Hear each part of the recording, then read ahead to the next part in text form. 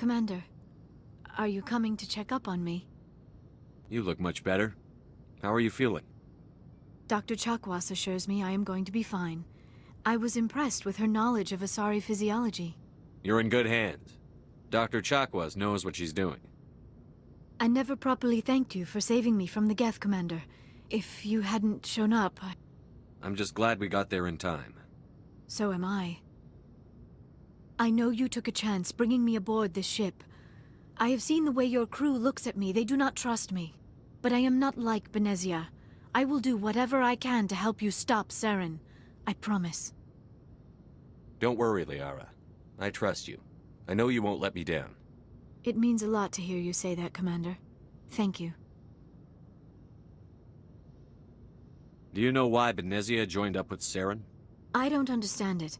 She was always outspoken about the need for the Asari to become more involved in shaping galactic events. Maybe she thought allying herself with Saren would somehow be for the greater good in the long run. At least I hope so. This hurts you, doesn't it? None of this makes any sense to me. I have not spoken to Benezia in many years, but I know her, and this was not like her. Something changed. I'd like to know more about the Asari. We were the first species to discover the Citadel. We were instrumental in forming the Council, and we always strive to be the voice of peaceful cooperation in galactic disputes.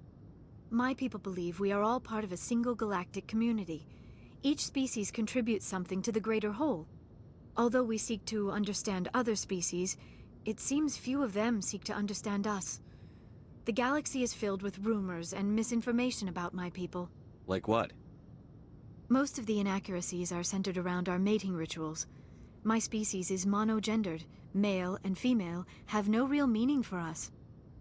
We still require a partner to reproduce. This second parent, however, may be of any species and any gender. I don't understand. Your species can mate with anyone? Mating is not quite the proper term, not as you understand it. Physical contact may or may not be involved, but it is not an essential element of the union. The true connection is mental. Our physiology allows us to meld with other beings. We can touch the very depths of their minds. We explore the genetic memory of their species. We share the most basic elements of their individual and racial identities. We then pass these traits on to our daughters. It is how we learn to grow as a species and how we develop a greater understanding of other races. What happens to your partner after the union? Every relationship is different. Some unions are a single encounter with both parents parting ways afterwards. Others can be more long-term. Sometimes an Asari and her partner will stay together for many decades. Do you know who Matriarch Benezia chose as her partner? She rarely spoke of her partner. Though I know my father, if you want to use that term, was another Asari. I thought you always needed another species to serve as one of the parents. Think about it, Shepard. If we were not able to mate with our own species, we would have died out long before we ever mastered spaceflight and left our homeworld. Union with our own kind is no longer common, not for the purposes of reproduction. Most Asari believe it weakens our species. Asari daughters inherit racial traits from the father species.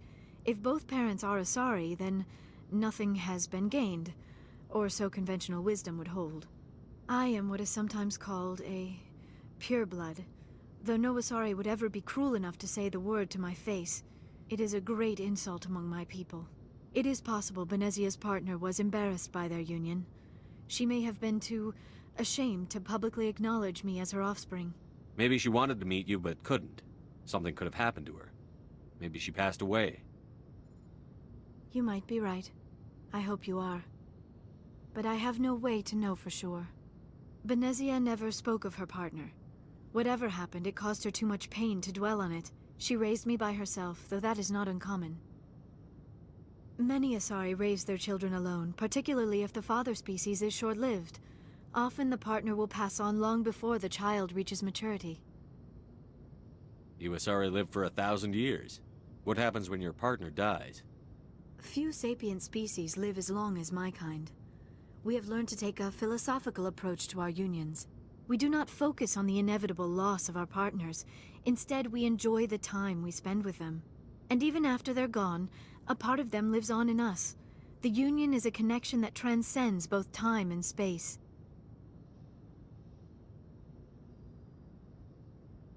I should go.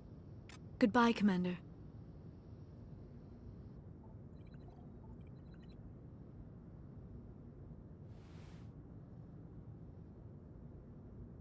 I get the feeling you want to ask me something, Commander. Tell me about yourself, Liara. Me?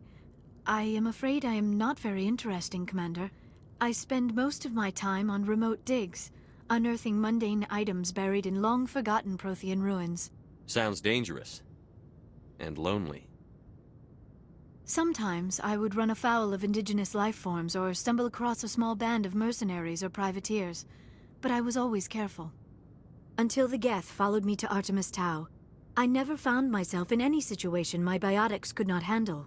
As for the solitude, well, that is one aspect that most appealed to me. Sometimes I just need to get away from other people. You don't like other people? I suppose it comes from being a matriarch's daughter. People expected me to follow in Benezia's footsteps. They wanted me to become a leader of our people. Matriarchs guide their followers into the future. They seek the truth of what is yet to come. Maybe that's why I became so interested in the secrets of the past. It sounds so foolish when I say it out loud. It sounds like I became an archaeologist simply to spite Benezia. All children rebel against their parents. It's a natural part of growing up. Aha, you share the wisdom of the matriarch, Shepard. That is exactly what Benezia said when I told her of my decision. But there was more to it than that. I felt drawn to the past. The Protheans were these wondrous, mysterious figures. I wanted to know everything about them. That is why I find you so fascinating. You were marked by the beacon on Eden Prime. You were touched by working Prothean technology. Sounds like you want to dissect me in a lab somewhere. What? No, I did not mean to insinuate. I never meant to offend you, Shepard. I only meant that you would be an interesting specimen for an in-depth study. No, that's even worse.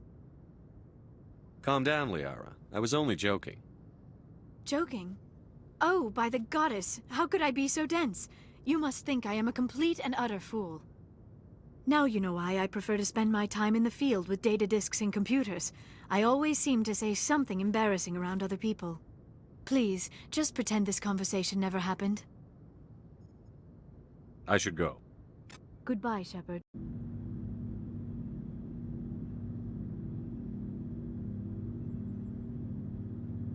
Anything you need, Commander? Just trying to get a sense of where the crew's at. Thoughts?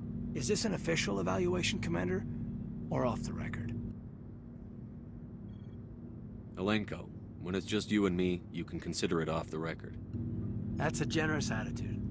Okay. I think there's something wrong with all this. This Saren is looking for records on some kind of galactic extinction, but we can't get backup from the Council? Sorry, Commander.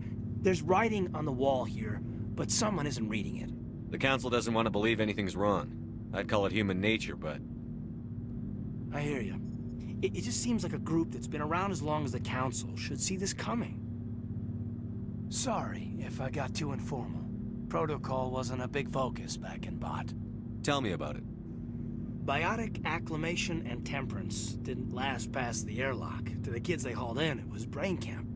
Sorry, hauled in is unkind. We were encouraged to commit to an evaluation of our abilities so an understanding of biotics could be compiled. There are worse results of accidental exposure to Element Zero in the womb. Beats the brain tumors some kids grew up with. Is there some question about how you were exposed? My mother was downwind of a transport crash. It was before there were human biotics, a little after the discovery of the Martian ruins. It only gets iffy around 63 when Kinetics was running out of first-gen subjects. Until then, they'd relied on accidentals. Bunch of guys in suits show up at your door after school, and next thing you know, you're out on Jump Zero. Jump Zero is Gagarin Station, right? What's it like? Yeah, that's the official name. Biggest and farthest facility we had for decades. Right on the termination shock, the outer edge of the solar system. It's where they did all the Goose Chase FTL research before we caught on to using mass effect fields. It was a sterile research platform when I was there. There were other kids in the same boat, right? At least you weren't alone out there. That's true. We did have a little circle that'd get together every night before lights out. We didn't have much to do, though. It was a research platform then, and Kinetics kept Jump Zero off the extranet to prevent leaks. Then you must have had plenty of time to get to know each other. Yeah, we'd sit around and bull every night after dinner, play cards or network games. There was this girl named Rana, who had a little circle grow up around her. She was from Turkey. Her family was very rich. But she was smart and charming as hell. Beautiful, but not stuck up about it. I think you'd have liked her. Sounds like she was special to you. She was. Maybe she felt the same. But things never felt together. Training, you know. You know of any intentional exposures for certain? No one knows. Doesn't mean they didn't happen. As big as the exposures were, it was hard to track down accidentals. It was different then. No one knew the potential, so there wasn't a lot of regulation. Anything Kinetics did was gold. I'm not saying they intentionally detonated drives over our outposts, but in retrospect, they were damn quick on the scene. Jump Zero is a long way from home. What was it like? The grand gateway to humanity looks a lot better in the vids. But that's my own baggage, Commander. No bearing on this. It's a big galaxy, Lieutenant. Who knows what will come in handy? If you say so, sir. Besides, I've got my past squared away. Anything you need, Commander? What's your opinion on the last mission? Dr. Tassoni. Seems like a sweet girl. Easy on the eyes. I mean, if you like the bookish sort. Any intentions there, Lieutenant? No, Commander. Just art appreciation. So, we've got Saren on the run. It won't be long now. Saren's good, but I'm better. Good. He's rotten. To the core. I could tell as soon as I met him. Why didn't you tell me this sooner? I would have if I thought it was important. I think I'd like to hear about it just the same. This was a while ago. A bunch of mercs were bragging about a job out near the edges of the Terminus systems. They said it paid well and the boss was never around to ride them. They said he was looking for more men, too. So I checked it out. I didn't know Saren was openly recruiting mercs. It wasn't that open, and he only showed his face once. We'd been raiding ships in the area for months when we took out this massive cargo freighter. Our biggest haul yet. I was on board checking bodies for valuables, looking for some extra credits. That's when I saw him. What did Saren want with the ship? I don't know what he wanted. He was just moving through the ship, watching. A couple of the mercs called him by name, but he never spoke to them. Never spoke to anyone. I had a really bad feeling about him, so I got the hell out. Didn't even wait to get paid. What kind of cargo was the freighter carrying? What was Saren after? I don't know. All I saw on that ship was food and medical supplies. There were some basic weapons, but nothing big. If there was anything of value on that ship, I didn't see it. That's why I didn't mention it sooner. Whose ship was it? There was a Volus trading vessel. Big one. Lots of guards. But they were no match for us. That's the only time you saw him? Yeah. Didn't even know who he was. Still wouldn't if I hadn't joined up with you. But my instincts were right. Every other merc on that mission turned up dead within a week. Every damn one.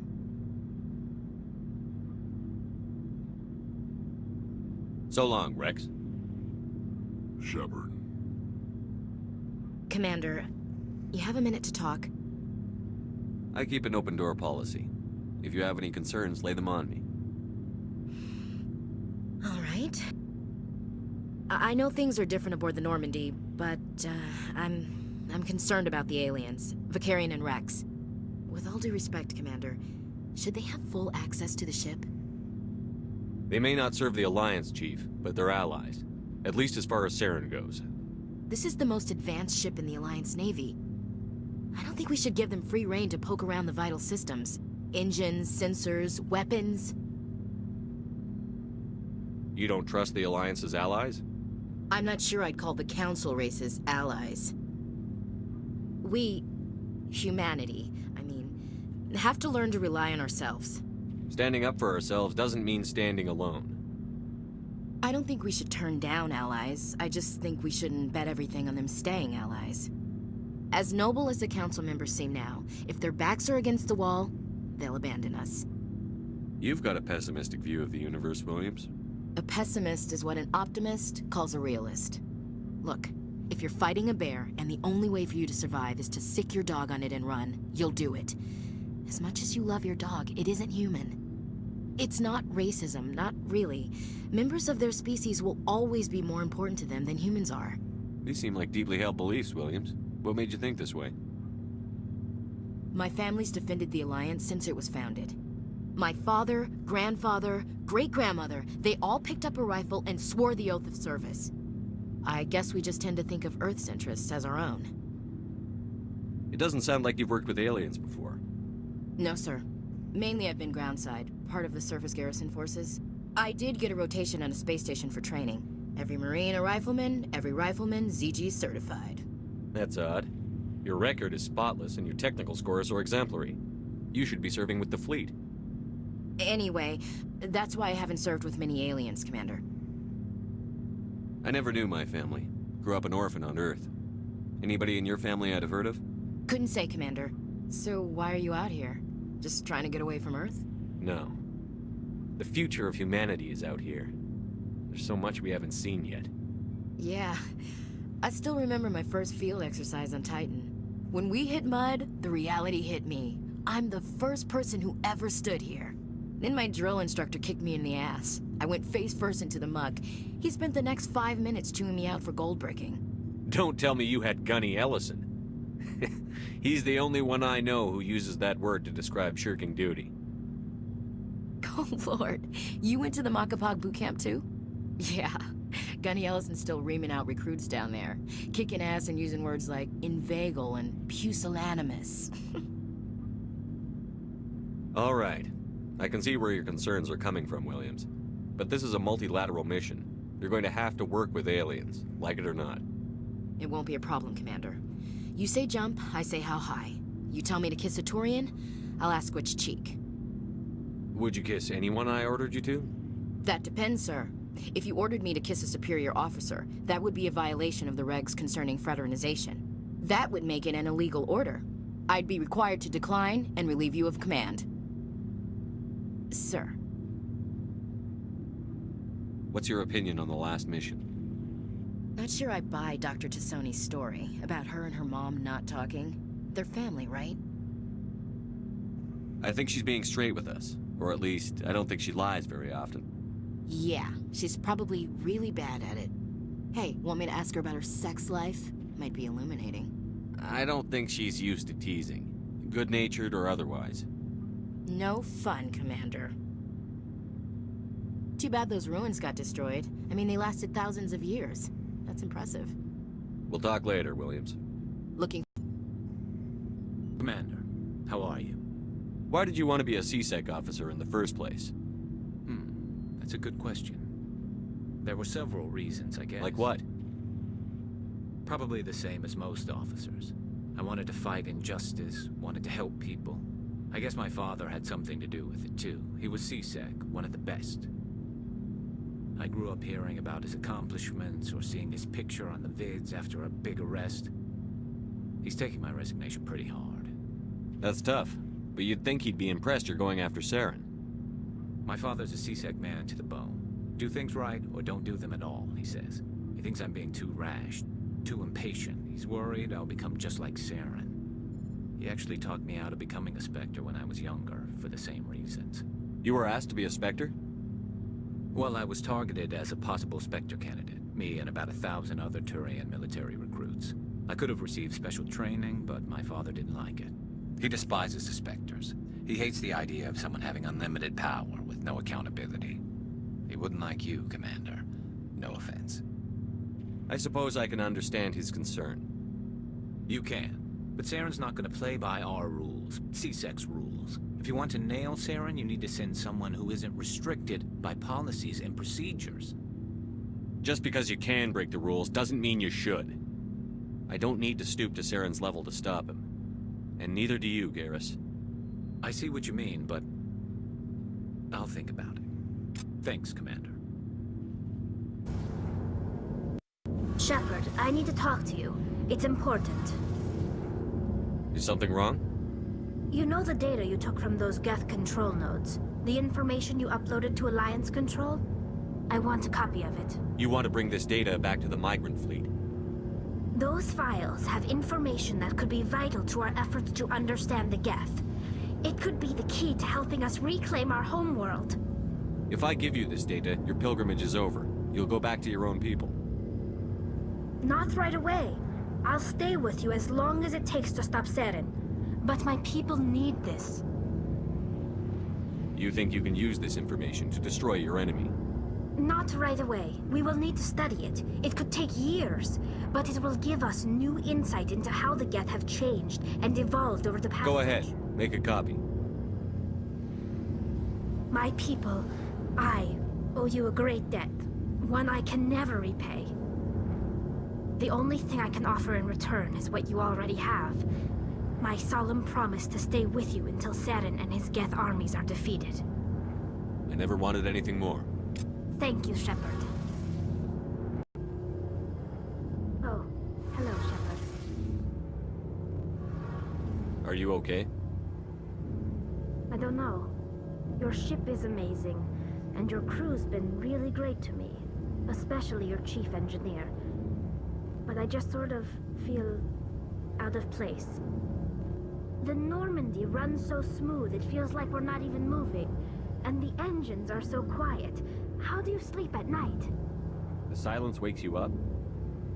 Back on the flotilla, the last thing you want to hear is silence. It means an engine's died or an air filter shut down. I guess you don't have to worry about that here. But old habits die hard. But it's more than just the silence. This ship feels so empty. It's like half the crew is missing. Back home, I couldn't wait to go on my pilgrimage. I couldn't wait to get away from the crowds. Now that I'm out here, I kind of miss them. Sometimes we don't appreciate what we have until it's gone. That's true. I'm starting to wonder if that's what the pilgrimage is really about. It's given me a whole new perspective on my people and our culture. You know, there's always a few who go on their pilgrimages and never return. I always assumed something bad happened to them, but maybe they just wanted a different life. You do plan to return to the migrant fleet, right? I could never abandon my people, Shepard. I will go back eventually, but we have to stop Saren first. Otherwise, I might not have a home to go back to. I should go. See you later. I prefer gold to silver, you know, for my medal. I figured you'd recommend me for one since I, pulled your boots out of the fire. If we present you with a medal, you'll end up sitting on stage listening to politicians make speeches for a couple of hours. Fun. That's a good point. They'd probably make me shave, too. I spent the last 7 weeks working on this baby. No medal's worth that. So, Commander, why don't you tell me why you're really here? I have to go. All right, see ya.